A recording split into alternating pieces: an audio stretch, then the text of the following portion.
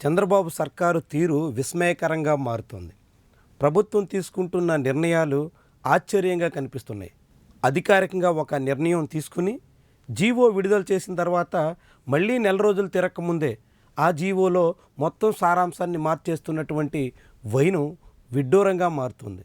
నెల రోజుల్లోనే ఆయా కంపెనీలకి కేటాయిస్తున్నటువంటి భూములు కానీ, దాని కెపాసిటీ వ్యవహారాల్లో కానీ హఠాత్తుగా వస్తున్నటువంటి మార్పులు అందరినీ విస్మయానికి గురి చేస్తున్నాయి.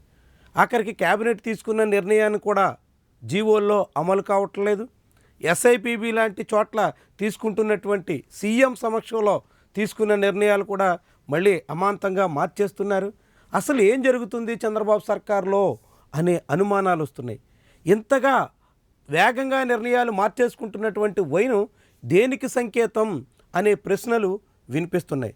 గతంలో ఎన్నడూ లేనటువంటి పద్ధతిన చంద్రబాబు సర్కారు సాగుతుండడమే ఇందుకు ప్రధాన కారణంగా మనం చెప్పొచ్చు. కడప జిల్లాలో నవయుగ ప్రమోటర్స్లో ఒకరైన చింతా విశ్వేశ్వరరావుకు సంబంధించినటువంటి కంపెనీకి కడప జిల్లాలో తొలుత హైడ్రో పవర్ ప్రాజెక్టు కేటాయించారు. మొదట 360 మెగావాట్ల ప్రొడక్షన్ కోసం అంటూ అనుమతించారు. కానీ హఠాత్తుగా నెల రోజులు తిరిగేక ముందే జూన్లో ఇచ్చిన నిర్ణయాన్ని మార్చేసుకుని జూలై 22 నాడు కొత్త జీవో రిలీజ్ చేశారు. ఆయనకి ఇచ్చినటువంటి కెపాసిటీని ఒక్కసారిగా 2400 మెగావాట్లకి పెంచుతున్నట్టుగా ప్రకటించారు. అసలు జూన్లో ఎస్ఐపిబిలో సీఎం సమక్షంలో తీసుకున్న నిర్ణయం ఏంటి, జూలైలో ఒక్కసారిగా ఎందుకు మార్చేశారు, ఇలా నిర్ణయం మార్చడం వెనక మతలబేంటి అన్నది ఎవ్వరికీ అంతు బట్టకుండా ఉంది. ఇది కేవలం ఒక చింతా విశ్వేశ్వరరావుకు సంబంధించినటువంటి చింతా ఎనర్జీ సంస్థలోనే కాదు, నవయుగ సంస్థకి విశాఖ ఇప్పుడు అల్లూరు జిల్లాలో ఉన్నటువంటి ఏజెన్సీ ప్రాంతంలో కూడా ఇదే రీతిన కేటాయింపులు జరిగాయి. ఫిబ్రవరి నెలలో తీసుకున్నటువంటి నిర్ణయానికి భిన్నంగా జూలై 22న కొత్త జీవో ఇచ్చారు.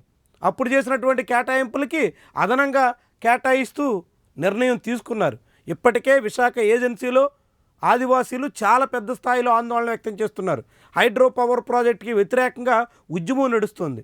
అయినప్పటికీ అక్కడ స్థానికుల ఆందోళనని పెడచెవిన పెట్టేసి ఒక్కసారిగా నవయుగ ఎనర్జీ సంస్థకి భారీగా ప్రొడక్షన్ కెపాసిటీ పెంచేదానికి అనుమతి ఇచ్చినటువంటి తీరు అందరినీ ఆందోళనకు గురి చేస్తుంది. దాని మీద ఇప్పటికే చాలా పెద్ద స్థాయిలో గిరిజనులు ఆందోళన, ధర్నాలు, ఉద్యమాలు సాగిస్తున్నారు. అయినా ప్రభుత్వం మాత్రం ఈ తీరున ఫిబ్రవరిలో ఇచ్చిన జీవో ఒకటి, మళ్ళీ జూలైలో తీసుకున్నటువంటి నిర్ణయం ఒకటి, అదేవిధంగా చింతా ఎనర్జీ సంబంధించి జూన్లో ఒకటి, జూలైలో ఒకటి, ఇట్లా ఎందుకు మార్చేస్తున్నారు అనే ప్రశ్న ఇప్పుడు వినిపిస్తోంది. మొత్తంగా చింతా విశ్వేశ్వరరావు నవయుగ దాదాపుగా ప్రమోటర్గా ఆయన ఉన్నారు కాబట్టి ఒకటే కంపెనీగా భావిస్తే 6100 మెగావాట్ల ప్రొడక్షన్ ఆ ఒక్క కంపెనీకే చంద్రబాబు సర్కారు కట్టబెట్టింది. ఇంత పెద్ద స్థాయిలో ఒక కంపెనీకే ప్రయోజనం చేకూర్చడం ద్వారా చంద్రబాబు ఏం ఆశిస్తున్నారు అనే ప్రశ్న వినిపిస్తుంది. ఆ కంపెనీ కూడా ఈనాడు సంస్థల బంధువులది. ఈనాడు కిరణ్కి సంబంధించినటువంటి సంస్థ.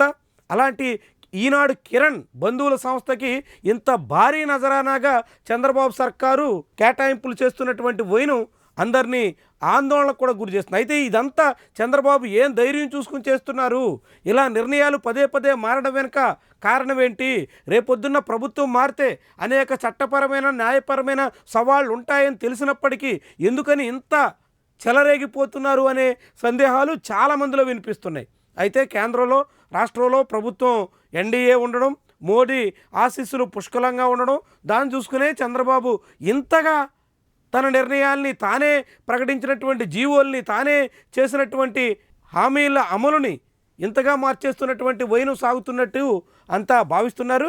ఏమైనా ఒక ప్రభుత్వం విజనరీగా, అనుభవజ్ఞుడిగా చెప్తున్నటువంటి చంద్రబాబు ప్రభుత్వం జూన్లో ఒక నిర్ణయం తీసుకుని దాన్ని మళ్ళీ జూలైలో మార్చేసినటువంటి వైనం మాత్రం చాలా విస్మయానికి గురి చేస్తుంది. అనేక రకాల అనుమానాలకు కూడా తావిస్తుంది. దీని వెనక ఏం జరిగింది, ఎంత పెద్ద స్థాయిలో లావాదేవీలు జరుగుంటాయి, ఎంత భారీ మొత్తంలో ముడుపులు అందుంటాయి అనేటువంటి సందేహాలు కూడా చాలామందిలో వ్యక్తమవుతున్నాయి. ఏమైనప్పటికీ ఇలా ప్రభుత్వం తన నిర్ణయాల్ని తానే మార్చేస్తూ తాను ప్రకటించినటువంటి జీవోలకి భిన్నంగా కొత్త జీవోలు వెల్లడిస్తున్నటువంటి వైనం మాత్రం అత్యంత ఆసక్తికరంగా కనిపిస్తుంది. ఇది భవిష్యత్తులో రాజకీయంగానూ దుమారం రేపే వ్యవహారంగా మారబోతోంది.